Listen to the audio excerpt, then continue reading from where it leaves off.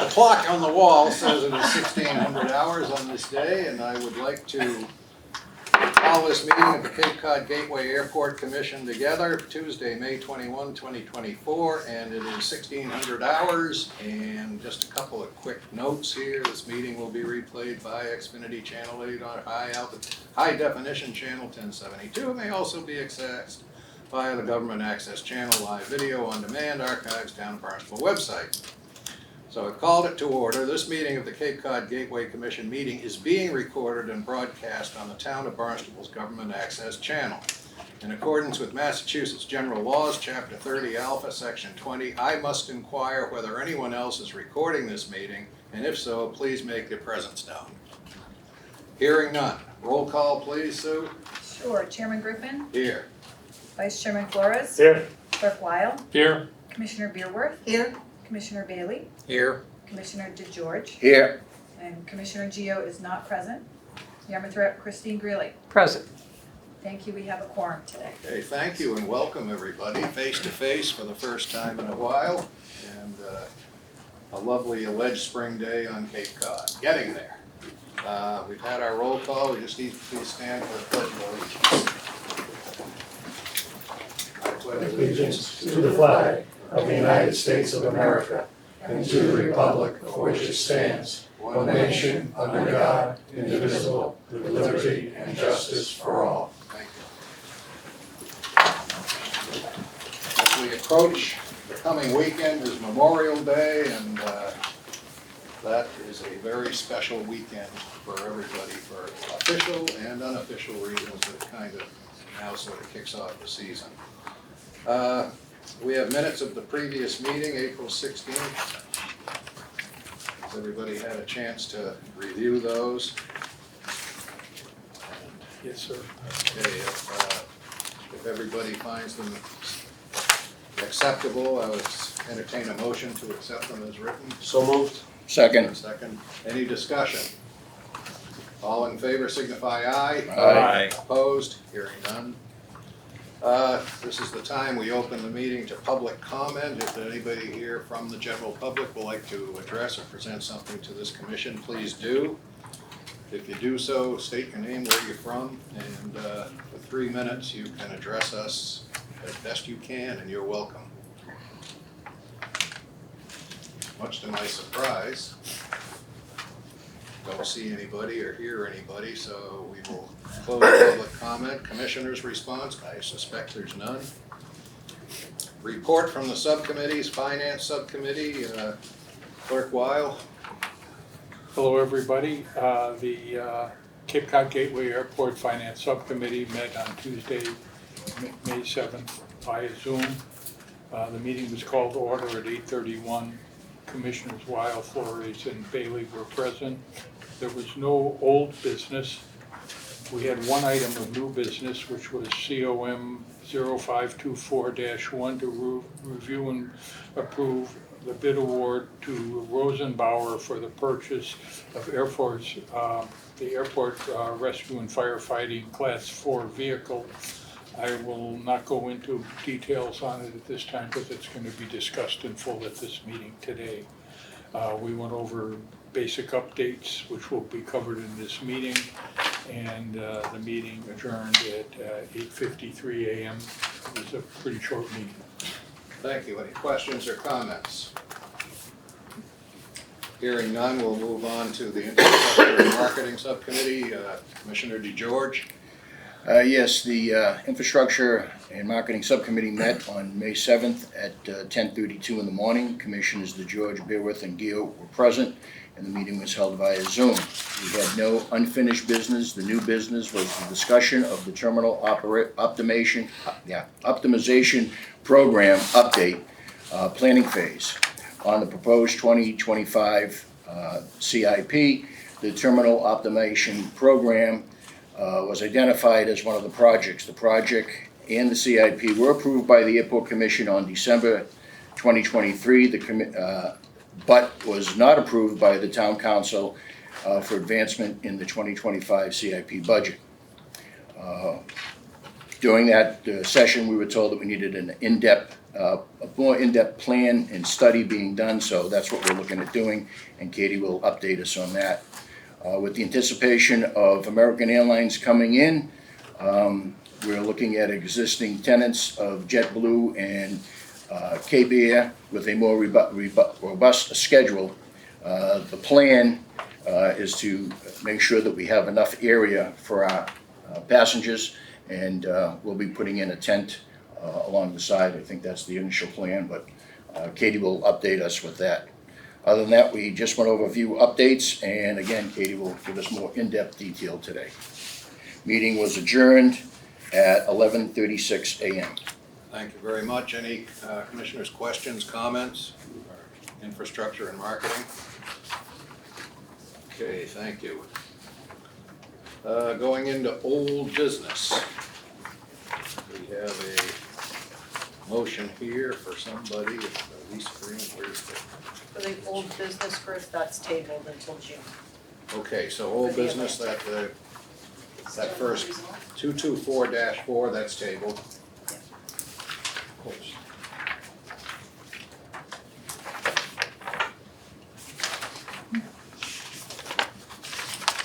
Okay, under new business, we have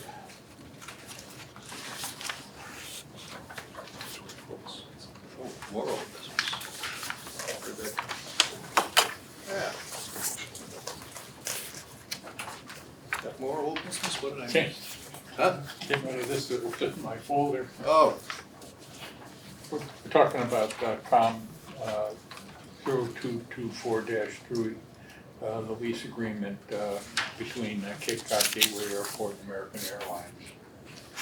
No? That's not on, that's already been approved. that's last month, isn't it? I hope.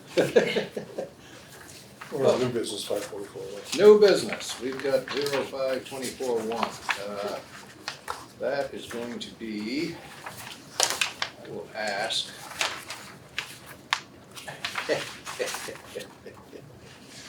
Okay, Finance Subcommittee. Well, I got it. You got it? did you read that into the norm? You are Finance, right? Yes. And this is for the vehicle. Yes, this is for the 524-1. This is COM 0524-1, approval of the bid award for the firefighting vehicle. And the motion is to approve the bid award and subsequent contract to Rosenbauer and Minnesota LLC in the amount of $954,526 for the purchase of a new airport rescue and firefighting Class 4 vehicle to replace the current 1992 ARFF vehicle. The sponsor is the Finance Subcommittee, and it may be acted upon. Is there a second? Second. Okay, fill us in, Katie. Sure. What am I hearing? Jeannie? Sounds like something electronic that's kind of chirping. Okay, Katie? Okay. So the airport received approval from the FAA and Master Aeronautics to purchase the replacement of our 1992 aircraft rescue and firefighting piece of equipment. The replacement was deemed necessary. Our parts are no longer available since for the existing 1992 vehicle. And this piece of equipment has been under constant maintenance over the past several years, requiring the then airport mechanic, who is sitting right here with us, Don Sears, who is now our maintenance supervisor. Congratulations. He put a lot of work into that vehicle, but he had to also engineer and fashion in-house parts to make it operate. So thank you, Don. The project is to replace that 1992 piece of equipment. It's an E1 Titan aircraft rescue and firefighting vehicle with tools and equipment that we're trying to replace. The commission approved this item in the fiscal year 2023 capital improvement plan. Bids were not received for this truck in previous bid rotations when we went through that process during the 2023 effort. So the FAA and MassDOT allowed us to advance it forward to the fiscal year 2024 and bid it now. Rosenbauer was the only bidder for the recent bid cycle, although we did receive bids from other manufacturers. Their bids were disqualified for various reasons through the procurement office. The sole bidder, being Rosenbauer of Minnesota, bid the piece of equipment for $954,526. Town council did approve an appropriation order back in 2022 for $978,000 for this piece of equipment. However, recent conversations with Chris and with Matt indicate that we also have some administrative fees, such as legal fees for posting the bid documents. The specifications that were developed by Airport Solutions Group also have to be paid for. So we will most likely be coming back for additional funds sometime in July once we have those numbers understood. This will also include the equipment purchases that we need to purchase to put in the vehicles. We will be reusing some of the existing tools that we have on hand already that are in good shape. So Matt is going through a priority list of those pieces of equipment that we can remain on hand, and so we'll only buy what we need. The remainder of the existing funds will be used just for that, and we'll come back to you in July for those additional funds that we need to cover. We do have an existing Rosenbauer fire truck already in our fleet, so this will be our second one. Any questions or comments that I can answer? Do we get any reimbursement from the state or the feds on this? We do, so we're getting 90% from the FAA for this vehicle and 5% from MassDOT Aeronautics. So it's costing us 5%. 5% of that total. Okay, and the other question I have is, not knowing fire engines, Rosenbauer's, are they sort of It is A gonna Cadillac be of Rosenbauer, E1, trucks. Oshkosh, those are the typical ones that, am I missing any? big three. Those are the big three Yeah. that would be manufacturing a vehicle, and each are manufactured for the individual. So as soon as you put the order in, it can take from anywhere from 18 to 24 months for it to be designed and fit out for and what it's we need. made in Minnesota in the States? Yes. They have to meet, they're required to meet by FAA that there is a requirement for the equipment being made in the US. Good. And so that was part of the bid specification, that they have to certify that the vast majority of the equipment and components are being made in the United States. Thank you. Just for the edification of everybody, if I look out on the map, I know we've got the great big machine with the built-in nozzles. What is this one actually? It's similar to that. It's gonna be similar, it's one of the big ones? Yep. Okay. And it, multi nozzles, multi-applications, That All is right. correct. Wendy has a question. Comment and question, congratulations, 30+ years keeping that vehicle Yeah. operating, that's pretty cool, I have to say. And what happens to that vehicle? Can you resell it? So it would be surplus, so we'd have to go through the surplus process or we would trade it in. There's literally a dozen people that have already reached out to me that would like to purchase the fire truck when it goes up, because it's in that good a shape. Does that include popsicle sticks and bubble gum? No popsicle sticks and bubble gum, just plenty of lab metal in it though. And Don spent a lot of work on the turret too. Wow. Well, thank you very much. So will the additional amount that we're gonna need, have to go, it'll have to come here and then go to town council? That's correct, so I would be going to finance subcommittee first with the additional amount. We just have to get some justification for the equipment, get some dollar amounts for you guys. But we'd come to you first, then we'd go to the full commission, then we'd go to get on the town council agenda. So this is costing us about 45 grand.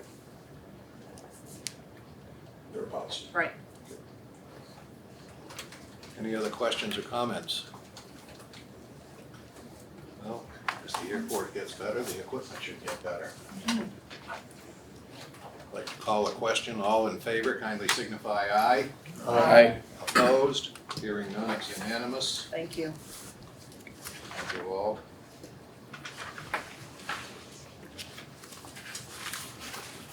Okay. On management, 524-2.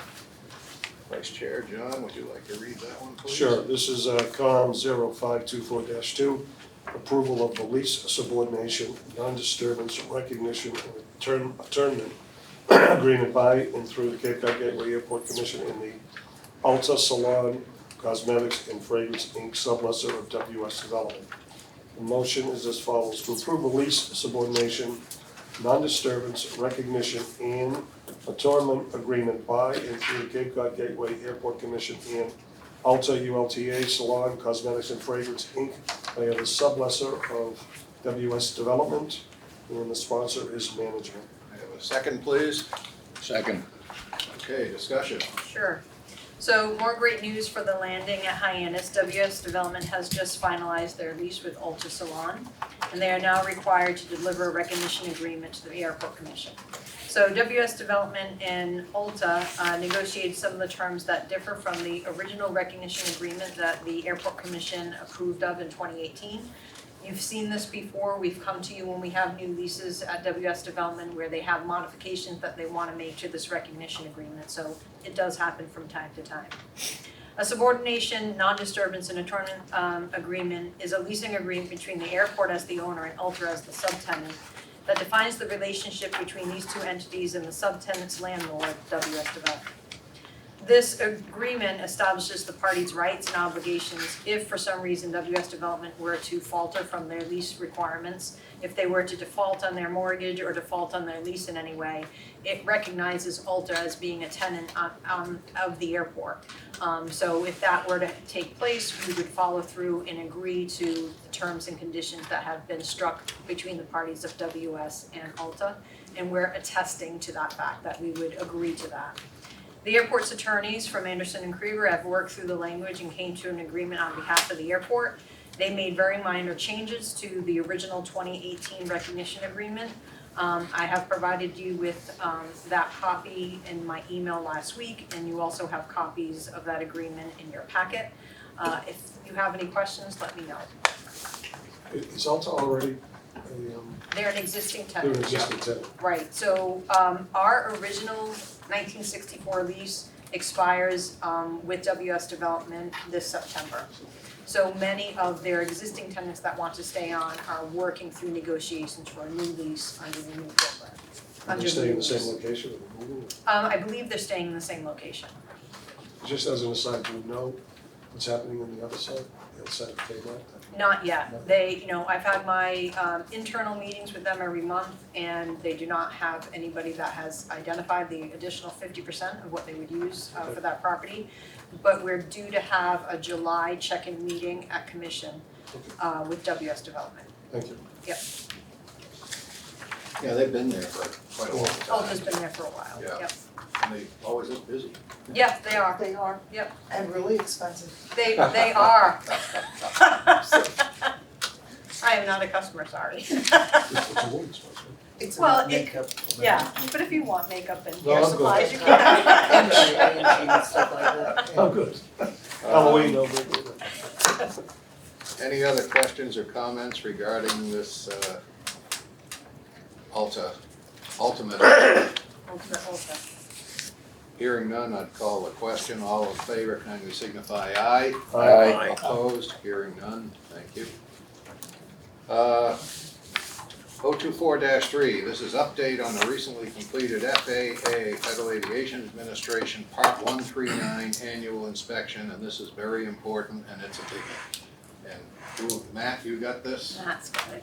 Well, on Matt to give us a briefing, and we've got some people out here that are very much part of it. So we did ask, you heard from Don Sears earlier, who's our new maintenance supervisor, and then Bob Holzman, who's our operations supervisor, and we asked them to join us today because they were integral in this along with everybody else on the team, but we wanted them to be here as well. So this is one of my favorite things to present every year is our review of the 139 inspection. And this really is a year-long process, right? Airport safety, it's the baseline to everything we do. So if we don't have a safe airport, then frankly, nothing else matters. So throughout the year, our team works very diligently in this kind of circle that you see here from training, implementation and compliance, and then inspection. And we're always living in that. It's an ongoing process, a commitment to the safety that allows us to have an airport where aircraft can come and operate in a safe manner, an efficient manner, and then we build from there. So one of the things that was unique about our inspection this year, you remember this happened during April, mid-April. Typically we get about 90 days of notice for when the inspection is going to happen because it is very thorough, it's very invasive. They're here for 3 days and they look at just about everything that we do. And so they give us plenty of notice so we can plan staffing for that, we can plan other things that we have going on. But we're required to welcome them in at any point when they show up. And we always tell them, when you want to be here, we'll be ready for you, and we make sure that we are. So this kind of diagram at the top, it shows, typically we get 90 days of notice. The lead inspector for the region, she had been around for a long time. She's enjoying a very happy retirement now. And so in that changeover, there was a little bit of, musical chairs with what was going on. So we got about 50 days of notice for the inspection, which is a big crunch because our inspection happens in April, which I'm a big fan of because we get it out of the way before we get into the busy season. The FAA regional office has always been good about doing that for us and Nantucket and Martha's Vineyard because we're so seasonal. But those boxes on the bottom show you all of the things that the staff has been working on during the time we were getting ready for this inspection. So we were still in snow season up through March, snow season demobilization and then repairs to equipment from just the use, and then the airfield from ruts that happen when you get the plow blade too close to the edge or something like that. We have our pavement crack sealing that we do every spring where we go out and fill the cracks before we're going to paint. There's an order that has to happen. We've been doing a lot of support to get American Airlines going, our recurring stormwater prevention plan, tasking, nav aid refresh, so that means our wind cones and our segmented circle. We do annual trainings throughout the year, and it just so happens in March is when we do our fuel and our airport security. And then we did a lot of mowing in the RVZ, which is the area in between the two runways near the ponds where things will grow up, and we have to cut that down so that pilots on either runway could see one another. So those are all of the things, and then on top of that, we talk about getting ready for the inspection.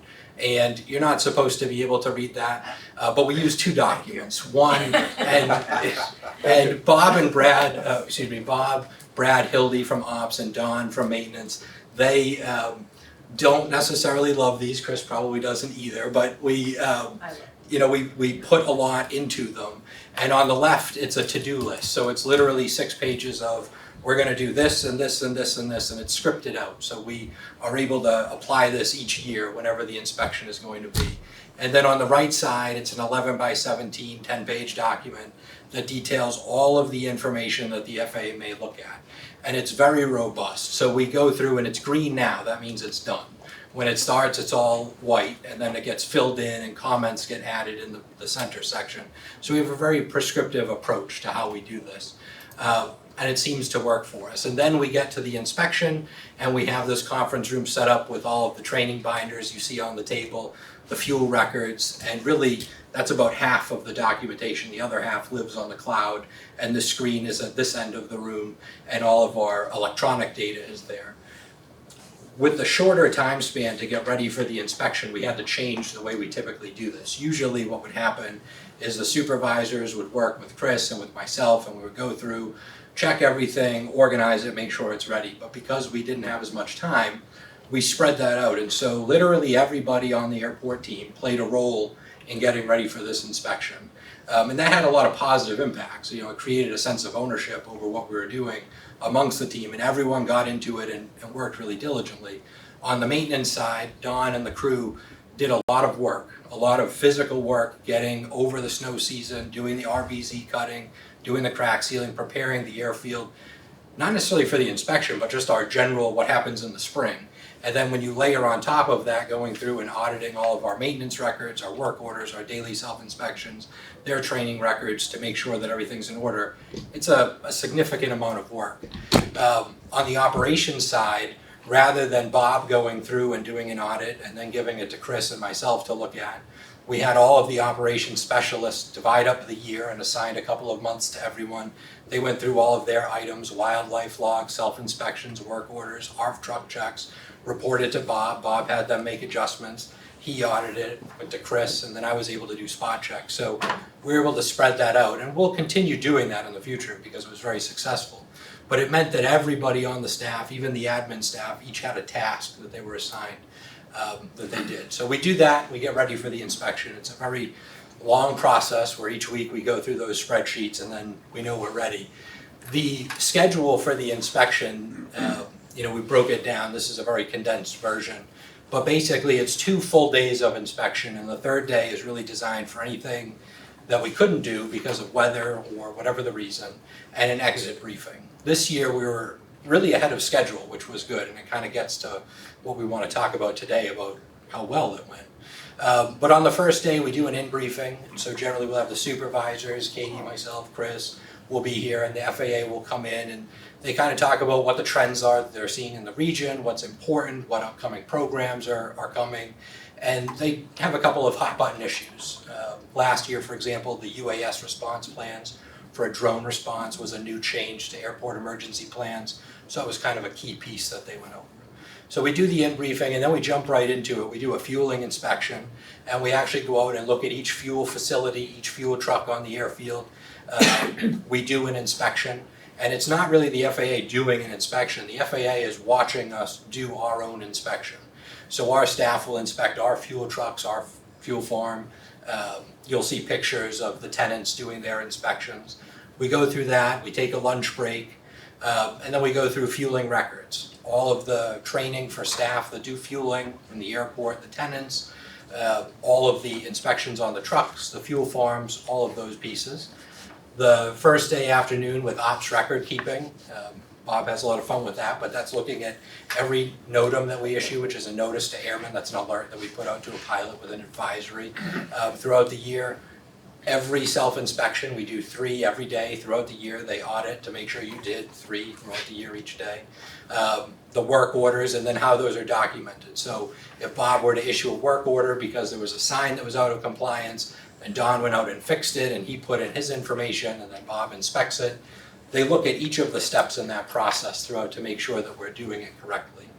We take a dinner break and then we go out on a nighttime inspection where all the lights are on and one of our staff will be driving, the inspector will ride along and watch, evaluate what's going on in the nighttime inspection. They'll ask some questions, but really they're observing how we are doing the inspection. So it's a long first day. We have a quick turn, we start the next morning. We go through the ground vehicle training program, so any person who operates a vehicle inside the airport fence on the movement area, your runways and taxiways, has to have a special training. We go through that program. We go through a wildlife plan with USDA. The inspector will meet with the tower manager without the airport as tell us what's really going on to get their honest opinion. There'll be a lunch break and then we do a daytime inspection for a number of hours where we go out during the day and look at all facets of the airport, the navigational aids, the height of the grass, wildlife that's out there, any of the things that they see, paint markings. And then the afternoon we do ARF inspections, and we'll talk about that, and then ARF record keeping. So it's a very robust plan, and it's constantly moving. And throughout the schedule, and this is the first time we've experienced this here, at least in the 6 years I've been part of this, we were ahead of schedule the whole time, which was nice. Usually we're trying to catch up. And then the last day we do an exit briefing. So these are a couple of pictures. So on the left here you see Hildy, our fuel coordinator, and this is Tim, our FAA inspector, and this is Sam. She's with the FAA. She's our civil engineer for the state. She was essentially joining Tim for the inspection just to get to know the airport. So at this point, Hildy is demonstrating his check of the fire extinguisher to Tim. And then here you see the group. This is the Griffin Fuel Farm and their fuel truck. And so they were going through an inspection, and somewhere in the picture is Stan from Griffin, and he was doing the inspection of their fuel facility with Hildy. And then these are a couple pictures from the ARF inspection. So with the firefighting, they do, you've heard of show and tell, they do tell and then show. So they can pick any of our firefighters that are on duty and ask them to walk them through one of the fire trucks. And all of our firefighters are required to know what's in the cabin of the truck and then what's in each cabinet without opening the door. So they have to be able to explain, there's rope here, there's a grappling hook here, there's a saw here, there's a generator here, there's extra hose here, the type of hose, the diameter, the type of threads. An impressive amount of specifications, looking at the nozzles, the flow rate at high flow, low flow, the gallons per minute, the agent that comes out. And so Dan Torje, who's in the picture here, is one of our newer ops staff. He did the walk around. He was able to identify everything in all of the compartments, walk through, and so you can see Tim here with one of the tools Halligan bar that he was interested in from one of the fire trucks. So it's a very comprehensive exam. They walk through each of the firefighters' gear to make sure the suits are within their lifespan, they're appropriately placed for someone that needs to suit up and get out onto the field. So, typically I just roll into this part, but I wanted to give a little bit of a preamble. But this is the actual exit brief. And I think it's really the best way to walk through what happened. So really, what the FAA inspector said is that he was really impressed by the quality of the team of people that we have here. That there's experienced, well-trained staff, and that even the staff who are newer are trained just as well as the staff who have been here for eons, which was his word, I'll say. But that everybody took a pride of ownership in the airport and what was there. So for the ARF section, one of the things that they do is they'll do an unannounced drill where they'll call the tower and ask them to ring the crash alarm, and they'll run a stopwatch. Our staff is very well trained for this because we do a lot of these to make sure we're ready, and we have an average. So we know that if we were to do this test at any point in time, within 55 seconds, that first fire truck is going to be out of the building. And at 2 minutes and 45 seconds, anywhere on any of the runways and taxiways, they can be there and spraying water. Our requirement is that when that FAA requires us to run this test, we have 3 minutes to make it to the midpoint of the furthest runway. And our staff always achieves that. The timed response here, they were out of the building in almost 43 seconds. I actually had 43, so I like the inspector's number better. And then spraying water at 1 minute and 33 seconds, so well under the time for 3 minutes. So the inspector was very impressed with the way that played out. And then when we get into fueling, we talked about a couple of things. And one of the things I just wanted to call attention to is item 2 here. And we've had a system that we've used for tracking our fuel training the same way for probably 20 years, and it works very well. The inspector said, hey, you might think about making this a little easier. Instead of having this 2-document sheet, try this 1-page thing. You might like it. And so we said, okay, send us the form, and we would look at it.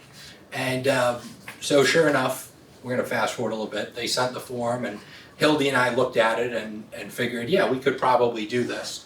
But we didn't want to just implement it. We made a little bit of a tweak because we thought it could be even better, and we sent it back before we started implementing it. We'll come back to that in a second. But this is the inspection of our trucks and our farm. The inspector was very complimentary in terms of how our facilities are laid out, and specifically with the marking of the additive and the DEF tanks on the truck, which confusion with those at other airports can lead to accidents. We don't use the FSII or PRIST. All of our fuel is pre-mixed, so we don't have the potential for this. We lock our trucks out, so they're physically locked. It can't be misadded, so essentially DEF would be put into the additive tank. We have a system in place, and the inspector was very complimentary on the way that we execute that to maintain the level of safety that we do. For the fueling piece, this was an example of something, anytime they're here on the field, they're going to find things. That's what makes us better, and that's part of it. And one thing that they found is that one of our signs on the fuel farm had slipped a little bit. The little bracket here had gotten loose, and so it was supposed to be the bottom of the sign here, and you can see it's about 2 inches low. So this is what they're checking when they run around with the tape measure. I thought at first maybe he moved some of the gravel that was under it, but that wasn't the case. It was a good read. It was a good measurement. We didn't need to go to replay review. But Don came right over and had the team adjust that sign before we even finished the inspection. So obviously it's a discrepancy because it's highlighted and found, but the inspector was impressed with our ability to quickly make that modification. With going over to Griffin, so we look at a couple of the tenant facilities, so you saw that picture. We look at the trucks and the fuel farm. The inspector liked the way that we operate with the tenants in terms of their inspections. And this is another example. We're required each quarter to inspect their fuel farm. We actually do it every other month. So we do it at a shorter interval so that we make sure we catch things. We're not required to do that. The FAA is always impressed that we do it. But we find that it gives us a better ability to make sure that everyone is in compliance with something so critical as fuel. For Cape Air, this was one, we're being inspected as the airport, and so our tenants are part of the airport. There was a cover on one of their trucks that did not have a safety wire, that should have had a safety wire. And so again, we were doing some testing, so it worked itself out that we didn't have to break a wire to test that switch. But again, Don came over and added this safety wire while we were doing the inspection to demonstrate what was going to happen and how it would work. And I was kind of surprised that this little plastic cover actually withstands ripping this cord off, but it does. So again, that's one that we fixed, and you'll see it in a minute, but we were able to adjust during the inspection. They look at our DPF regeneration, so for some of the newer trucks that use DEF fluid, we have to have an area that's marked out for that, and so they like our area. Our self-inspection records, this is one where we do this through the VOCI system. We've been using for a number of years now, and each year we get a little better. So we were complimented this year, really Chris, and then some that Bob and I helped with operating that system, and the ability to have filters and use the system to pull up data and show what was there. So we had good command of that. The inspector was very complimentary on it. And I will say that you could tell that he was looking to make sure we were using it correctly, because I feel like that part of the inspection could have lasted 45 minutes and it was over in about 2. He did a simple math formula and said, oh, you have the right number of inspections plus some, so clearly you're doing your inspections, we can move on. I don't need to dig any deeper here. So it shows the power of the system that we have, and the fact that Bob and his crew are updating that and using it regularly. And then the audits that we go through to prepare, right? We want to make sure that we're ready. We have a call with USDA, that we have a contract with them for wildlife control and training. So our USDA representative Morgan was on there. We talked about how we have our training done, our permits. They did recommend, which we like and will adopt moving forward. Anytime we do a project that's going to impact our fence line, that we would add fence skirting, which is actually a piece of fabric that'll go into the ground and then out at an angle to prevent coyotes from digging out under the fence that would lead to holes that we plug up with concrete and asphalt like that. The signs on the airfield, so most of the signs were good. We did find one that was delaminating, which are those patches you see there, and then the yellow had started to fade. So an example of a discrepancy that you would find. And again, that's a normal thing that happens over time. We catch those, we write a work order, we order the sign face, we put the sign face in, we document it, close the work order. But things that are noticed during the inspection go as a discrepancy. Our markings, we have the Muffin Man there because there are reflective bead media throughout the paint, is his point. So obviously those have seen a lot of plow blades over the winter with the snow that was there, so it's not a discrepancy, but it was, you need to do your painting. Chris was able to walk through the paint contract we have set up, the timeline that we had, and the plan. We also have a number of work orders in our system to show that we're inspecting it and monitoring that. So he pointed out certain things where we needed to modify those, but again, was happy with the paint and our plan for going through that. Now, if we just didn't paint, we showed up next year, it would be a different story. That would not go well. And then the paint from our recent project is still in very good shape. The safety areas, this was an example where we had some tire tracks that were there that creates rutting. You can't have that in the safety area. And then some scrap wire that was left over from the project. Basically, when ground gets milled up, that any debris in there will be part of it, and then as it rains and over time, that'll come up and then be present. So this is a punch list item on the project. Chris has been working with ASG and with Lawrence Lynch on this, but obviously it counts as a discrepancy. And the inspector recognized that they see that a lot after those types of projects. The lighting, so when they do the night inspection, they check the lighting at all of the levels. So those runway lights have 5 different levels of brightness. The new LED lights at all the way on are very, very bright. But they like the methodology, so Hildy was actually the inspector for the nighttime inspection. And the inspector was very complimentary on Hildy's methodology and the way he walked through those things. The ground vehicle, that is obviously not our airport, but they really like our ground training program. It's we keep a very small group of people that can drive vehicles on the runways and taxiways to prevent runway incursions and surface incidents. We do that on purpose. We have a very robust training program, both initial and recurrent as we go through those. We have a lot of good practices. This is something, it's a good example. Last summer, one of the inspectors in the region, who's not even our inspector, was on an assignment actually out of the country through ICAO, helping an international airport develop their safety programs. And he reached out to us to ask if he could get a copy of our training program to give them as a model.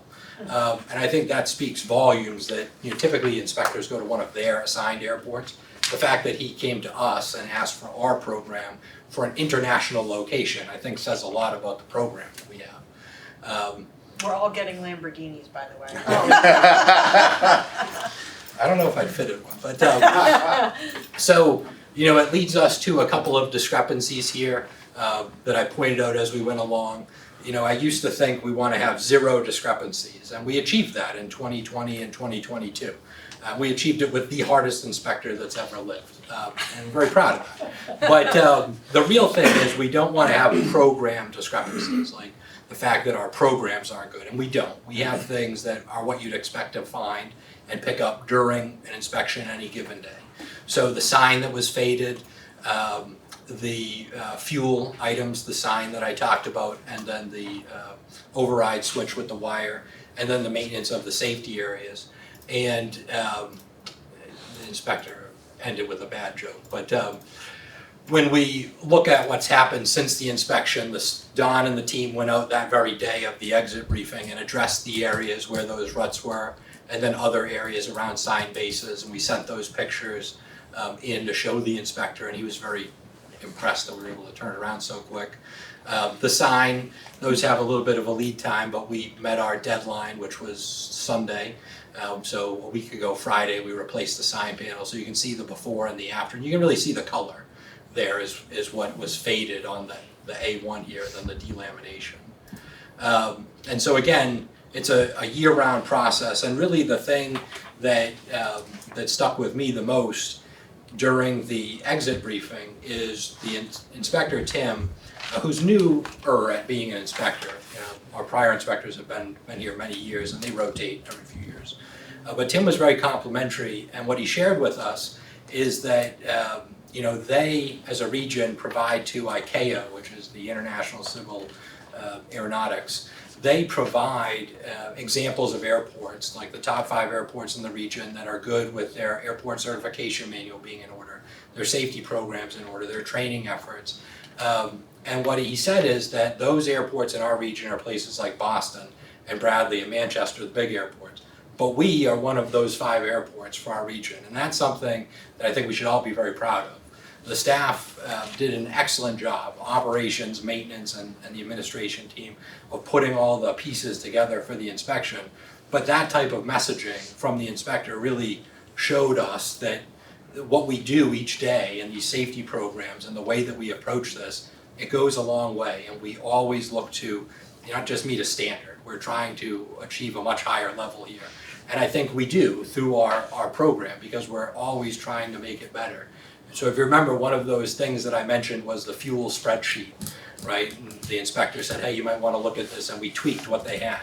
So 2 days ago, the inspector reached out and said, hey, Matt, I really like the way that you changed that spreadsheet, so can I give that to other airports and make that the model? It's not something I did, ULTA did it, right? But our airport, our group took that, and so we improved it, and we took it a step further, and now that'll be a model. So the main thing is a thank you to operations and to maintenance for all of the help, and really, it was quite a process. So be happy to answer any questions that anybody has.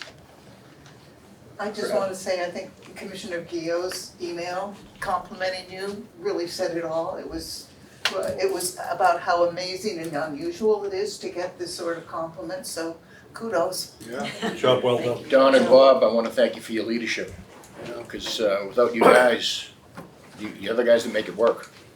So thank you. In Navy jargon, bravo Zulu. Great job. My question is, how can we communicate this to people in the general public. You know, this airport has, I think, exceeds operationally expectations in a whole lot of areas. And I know things like the TSA considering using this as a remote site for screening. The results of these exams where they're looking to you and the team to provide help to other airports and all of that. I mean, that's exceptional stuff for a small organization like this.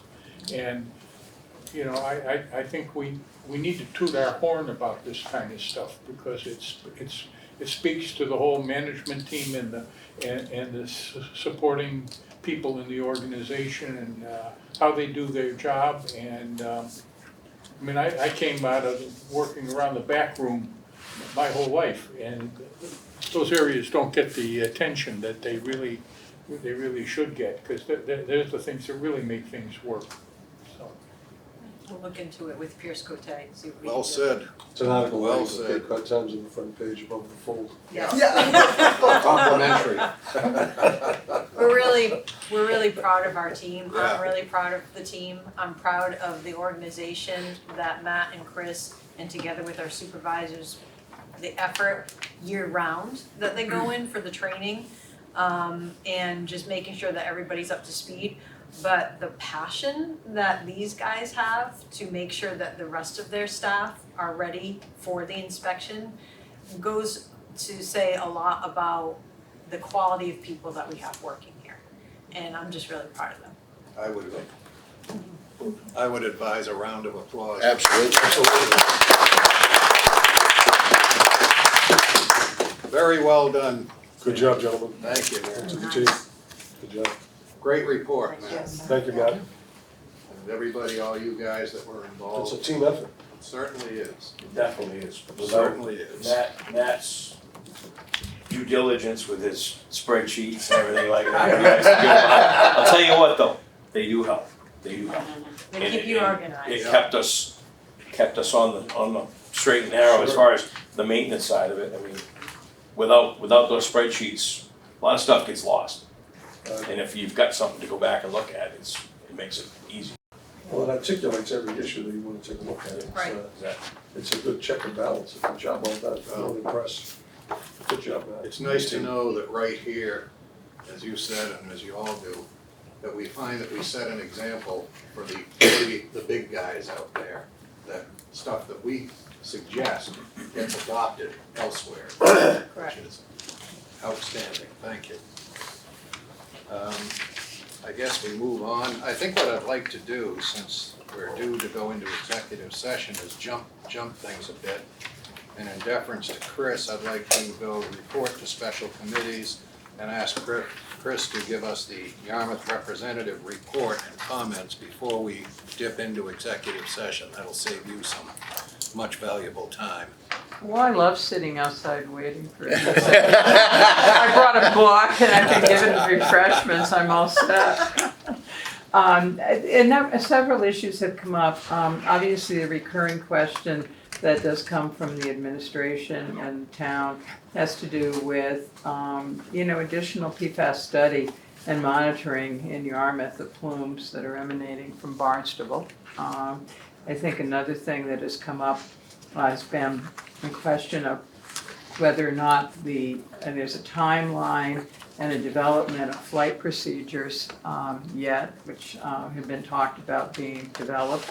And then the final thing was there was some questions raised that prior to COVID, there were community workshop meetings that used to appear, I think, quarterly. And I wondered, there's been a question as to whether or not those are going to recommence. So those were the three issues that got raised by from my feedback from town. Thank you. Katie or anybody? Sure, I can briefly touch on those. In regards to additional PFAS study, do you mean beyond the airport into the town of Yarmouth? Yeah, there's been concerns that, there is a tie-in with the airport and things that have gone on, and so, the continuing drama of it all. The airport's PFAS is collected at the Maher well system, and Okay. it goes through carbon filtration and it is collected there and it is handled there.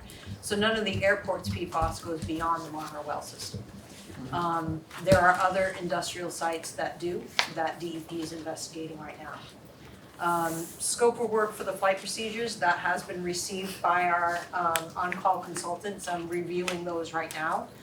So we should be setting up some type of meeting with stakeholders within the next couple of months. I did reach out to the Hyannis Park Civic Association president and let her know that most likely be the July timeframe where we first meet. Okay, thank you.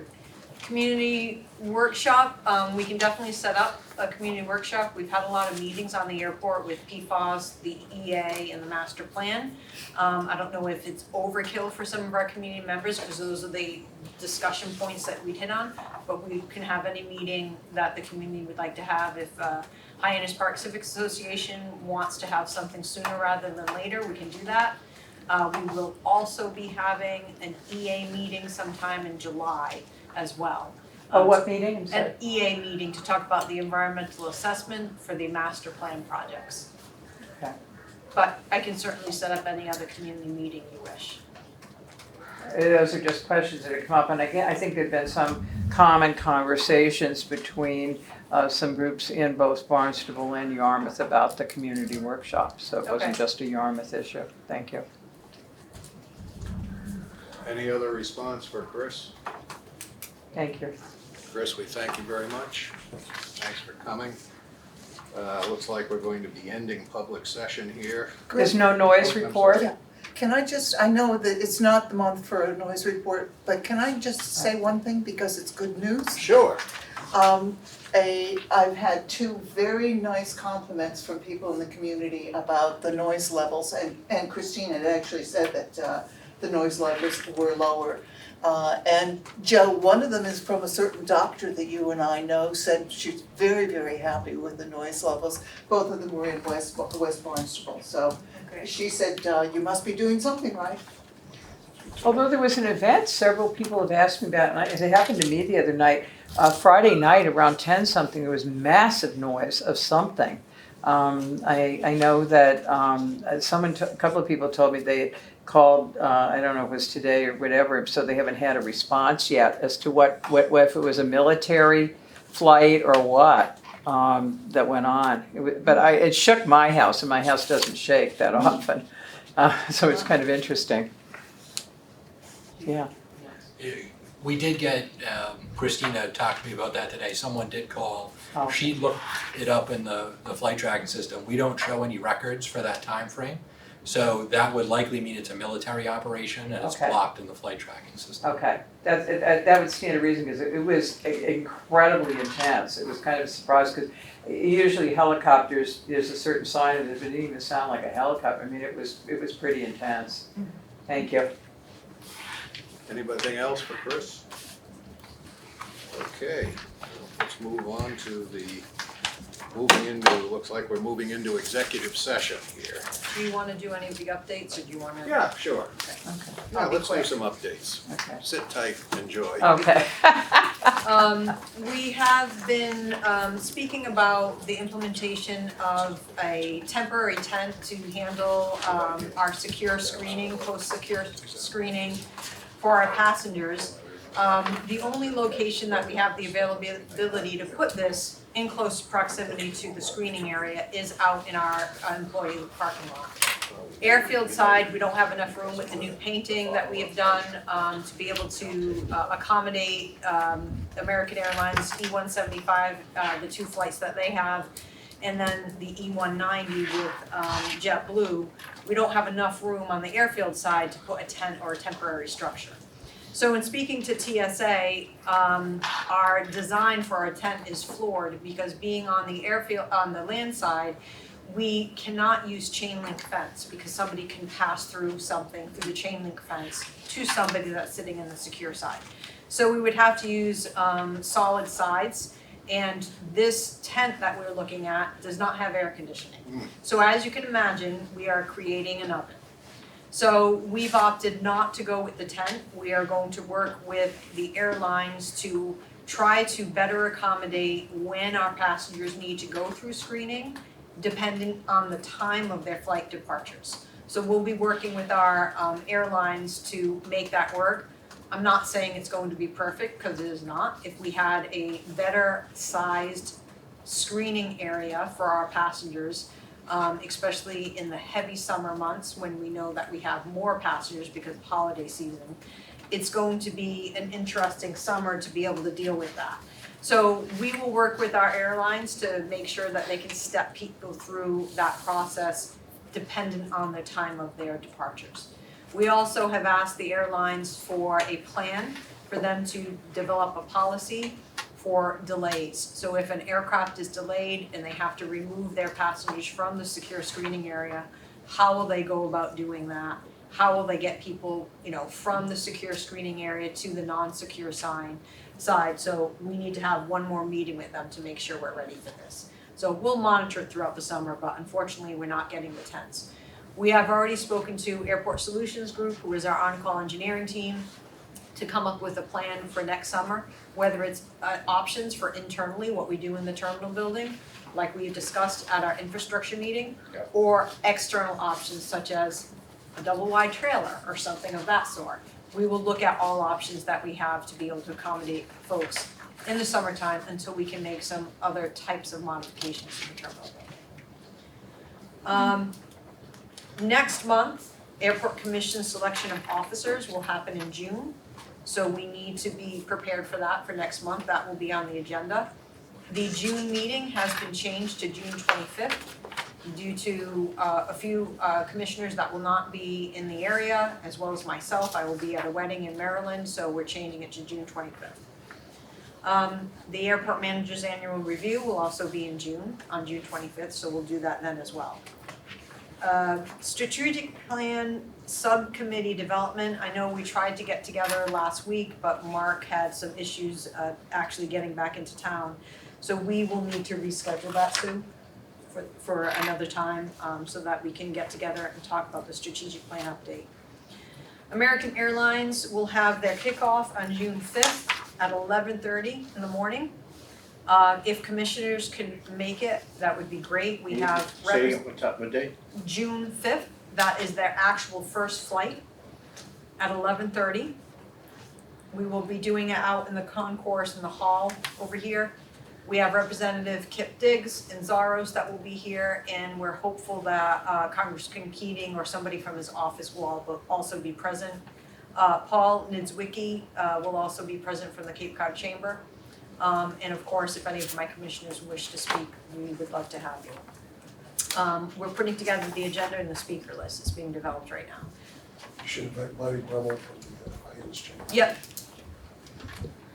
Sue is putting together a list, so if you could note that, Sue. JetBlue is what, Thursday? JetBlue is this Thursday, the 23rd, ready to go.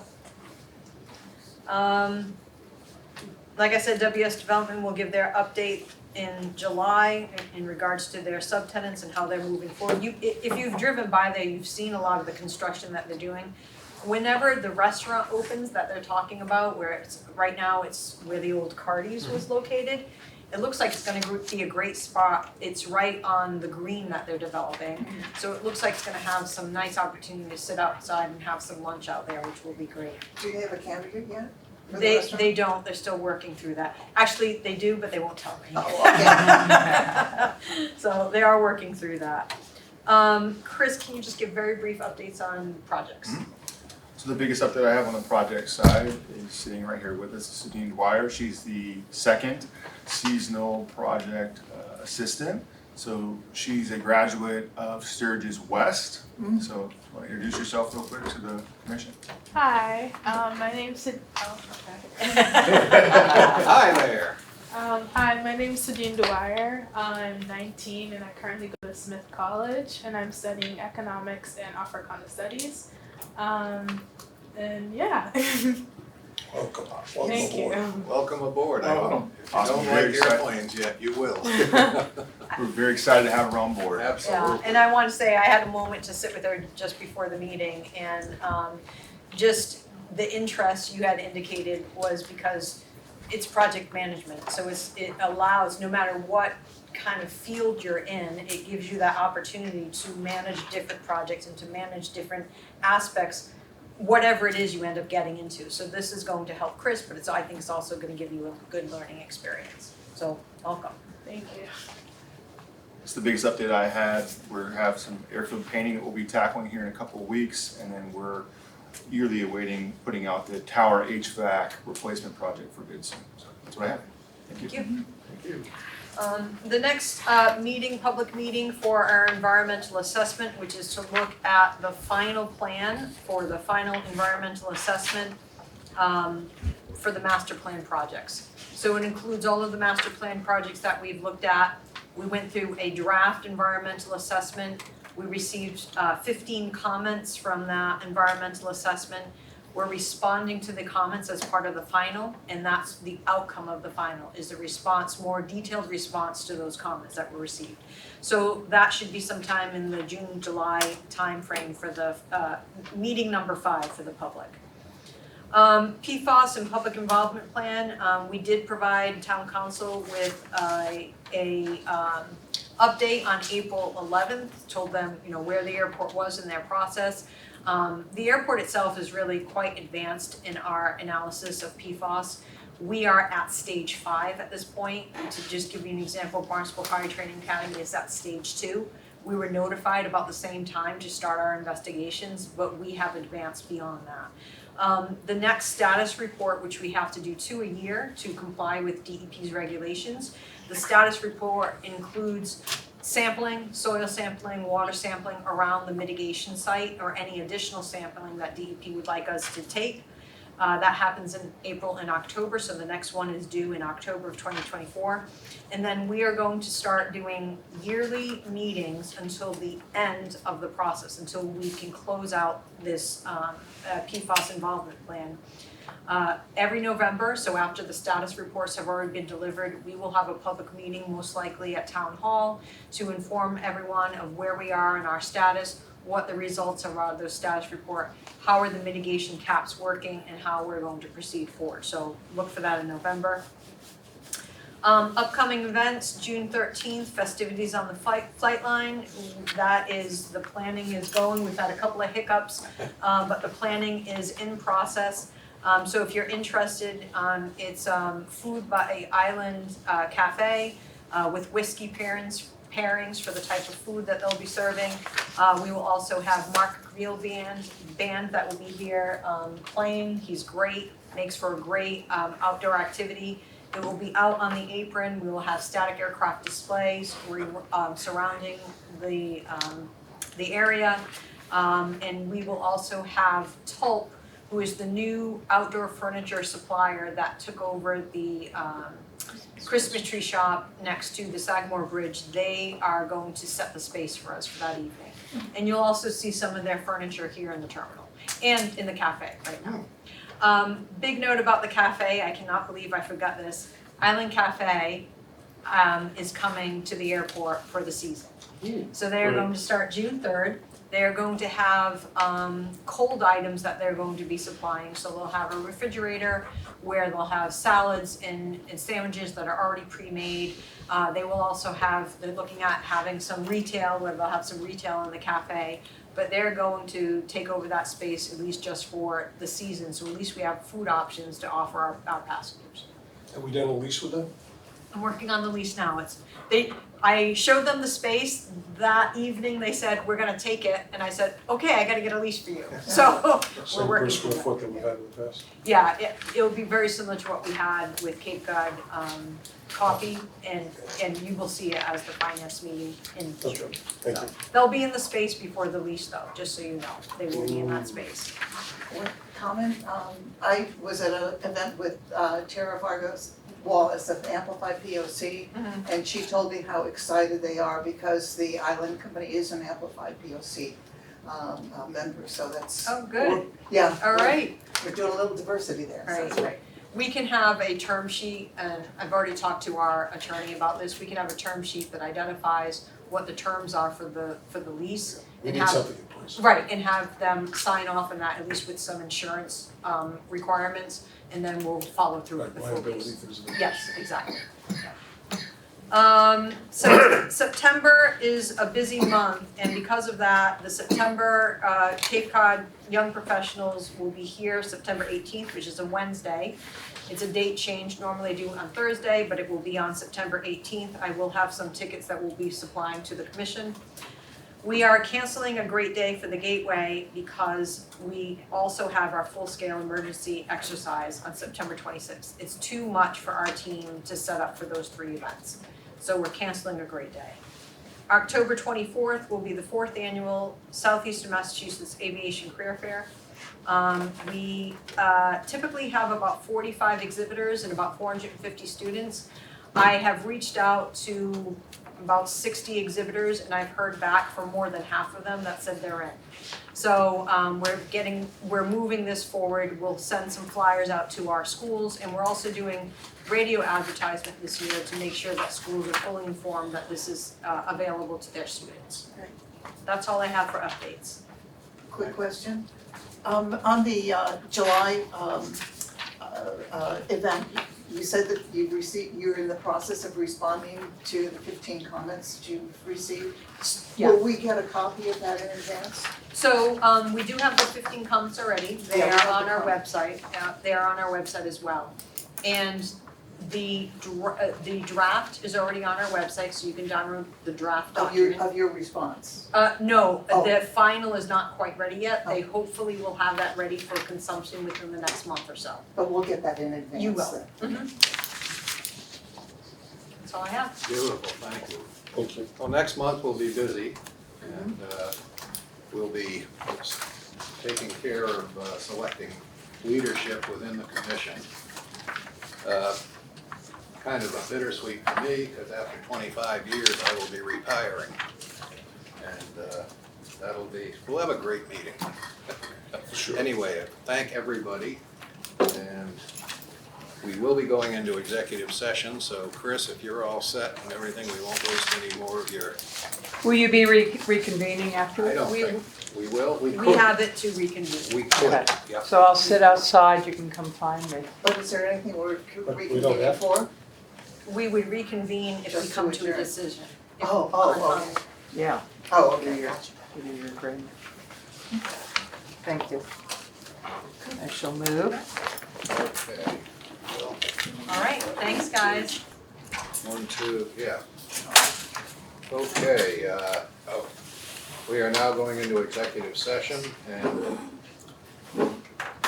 as chair of the Airport Commission, I move to go into executive session pursuant to Mass General Law, Chapter 30 Alpha, Paragraph 21, Sub A, Sub 2, to discuss strategy with respect to contract negotiations with the airport manager, as a discussion in open session may be detrimental to the bargaining position of the Airport Commission. This meeting will probably reconvene upon open session after the executive session. May I have a roll call, please? Chairman Griffin, Yes. Vice Chairman Flores, Yes. Clerk Weil, Yes. Commissioner Beerworth, Yes. Commissioner Bailey has left the meeting. Commissioner DeGeorge? Yes. Okay, so we are moving into executive session at 5:09 PM. Thank you very much. Okay, Okay, so we're returning to open session. Would you call the roll, please? certainly, Chairman Griffin, Yes. Vice Chairman Flores? Yes. Clerk Weil, Yes. Commissioner Beerworth, Yes. and Commissioner DeGeorge. Yes.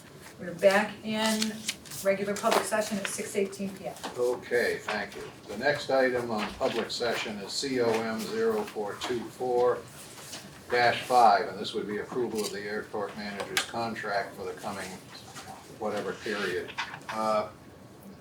I'm gonna move that we table that. Second.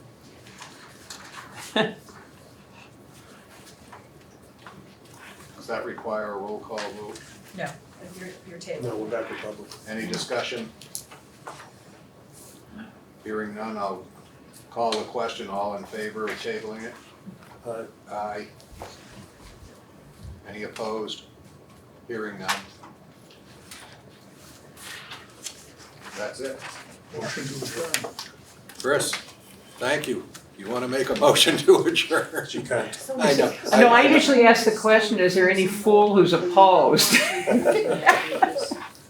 Okay, I'll entertain a motion to adjourn, please. So moved. Second. Is in the contract. Any discussion? All in favor, signify aye. Aye. Opposed, don't. Thank you all very much.